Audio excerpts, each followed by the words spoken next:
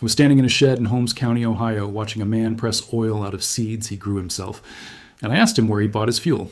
He did not answer. He just pointed at the field behind his barn. That moment changed how I see every gas station I have ever pulled into. Because what Samuel was doing in that shed, with a hand press bolted to a workbench and a bucket catching golden oil underneath, was not primitive. It was not a novelty. It was a system that works in every single state in this country, that has been documented by land-grant universities, that was producing millions of gallons of fuel across the American Midwest before a trillion-dollar industry decided it needed to die. And the reason you have never heard this story properly told is not because it failed, it is because it succeeded, and that is a very different problem. The Amish did not stumble onto this system by accident. They inherited it, refined it, and kept it alive through a century that did everything possible to make them forget it. In Holmes County and Lancaster County and every Amish settlement across the American heartland, families have been pressing oil seeds into fuel for generations. They press the seeds. They burn the oil. They feed the leftover solid meal to their livestock. Nothing leaves the farm wasted. Nothing requires a delivery from a company 3 states away.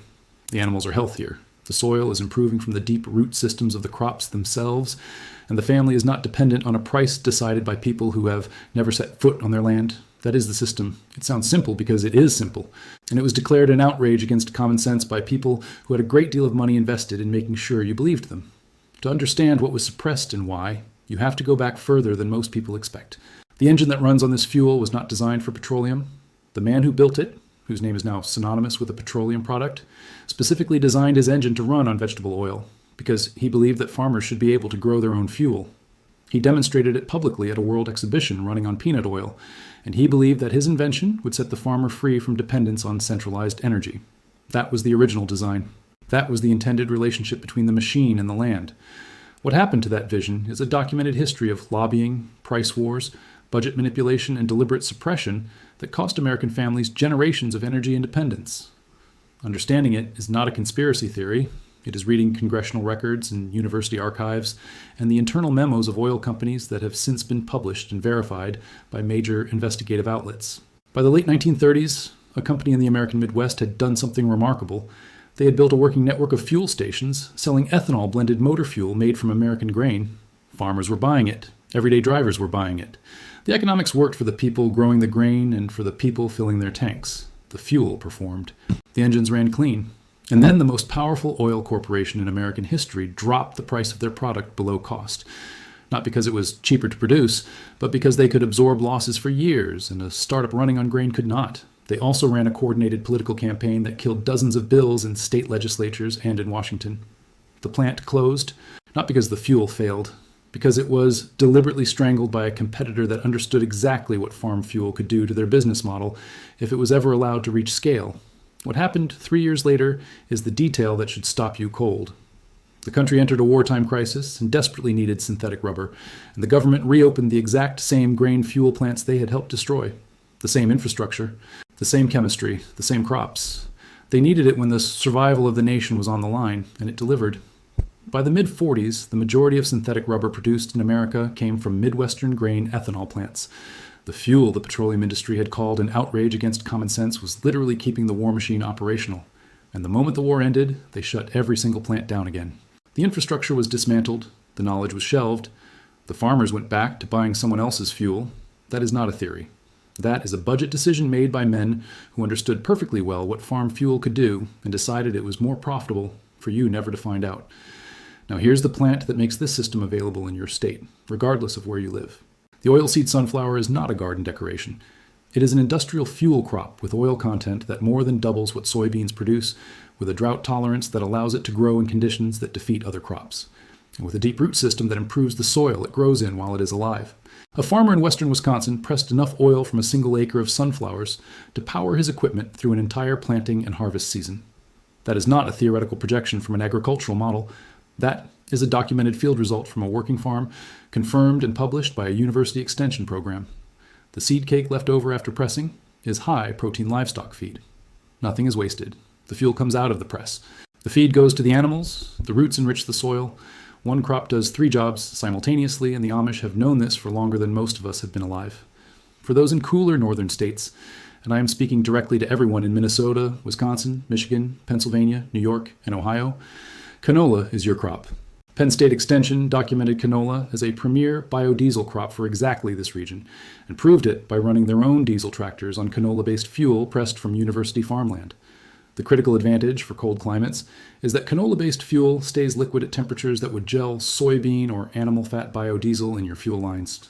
The university confirmed it in their own equipment, in their own winters. If you live somewhere that January means frozen ground and single-digit nights, this distinction is not a minor technical footnote. It is the difference between a system that works and one that fails the first time you actually need it. And then there's flax. If you have used linseed oil on a fence post or a barn board, you have already used this plant's product. The same oil preserves wood and runs in a diesel engine and lubricates farm machinery and chains. One plant, 1 acre, 1 harvest season, and you have fuel, wood treatment, and mechanical lubrication from the same source.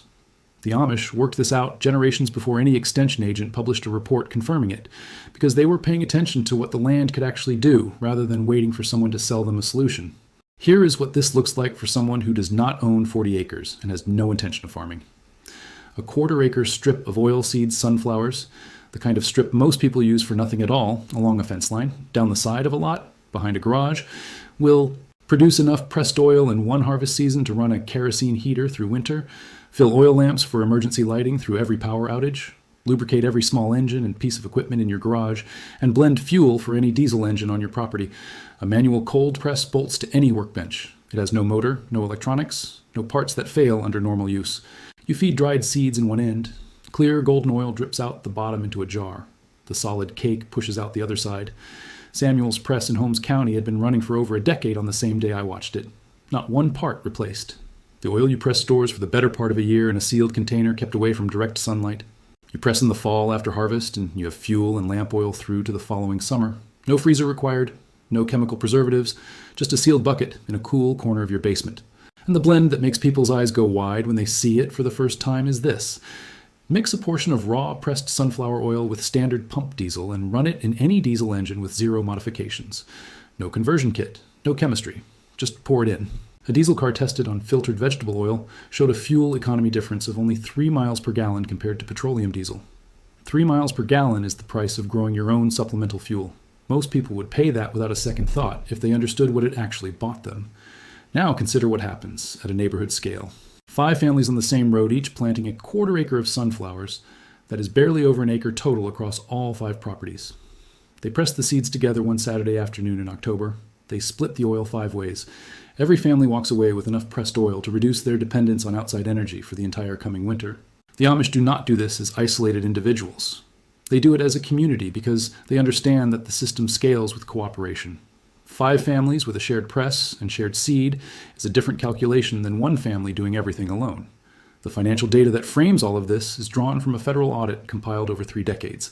The gap between what the petroleum industry received in government subsidies and tax credits versus what the entire farm fuel sector received in the same period is not a small difference of degree. It is a structural imbalance that determined which fuel looked affordable and which one looked impractical at every point along the way. When someone tells you that pressing your own fuel does not make economic sense, what they are actually describing is a market that was tilted before you sat down to run the numbers, tilted with public money over decades by people who understood exactly what they were protecting. The farmer pressing sunflower oil in his shed does not need a tanker. He does not need a pipeline. He does not need a quarterly earnings call from anyone. That is precisely why the system that makes him independent was worth billions of dollars to destroy. The book that documents this entire history, the lobbying, the price wars, the killed legislation, the wartime reversal, the post-war shutdown, names the companies and the people and the budget lines. It was published in 1983 by academic historians using primary sources. It is not a pamphlet. It is not a blog post. It is a documented account of how a fuel that worked was systematically eliminated because it worked too well for the wrong people. Read it, and you will never look at a diesel pump the same way again. There is one final piece of this system that most people overlook entirely, and it is the piece that makes everything else sustainable over the long term. When you press oil seeds, the solid cake that comes out the other side is not a byproduct to discard. It is a high-protein feed supplement that improves the health and productivity of every animal on your property. The Amish understood this before the first university extension office ever published a paper confirming it. The oil funds your energy independence. The meal funds your food independence. 2 outputs from 1 crop, 1 harvest, 1 afternoon of pressing. That is the efficiency that a system designed around profit cannot replicate and cannot compete with honestly. The system is growing in Amish fields right now. It is running in Vermont barns that have been producing their own fuel for over 2 decades. It is documented in Penn State research stations and Wisconsin University extension offices and Kansas agricultural archives. It was not buried because it failed. It was buried because it succeeded. And a farmer who grows his own fuel does not need anyone's permission, anyone's pipeline, or anyone's price. Drop your state in the comments. In the next video, I am mapping exact yield numbers by state: sunflower, canola, and flax, broken down by climate zone, so you know precisely what your land can produce.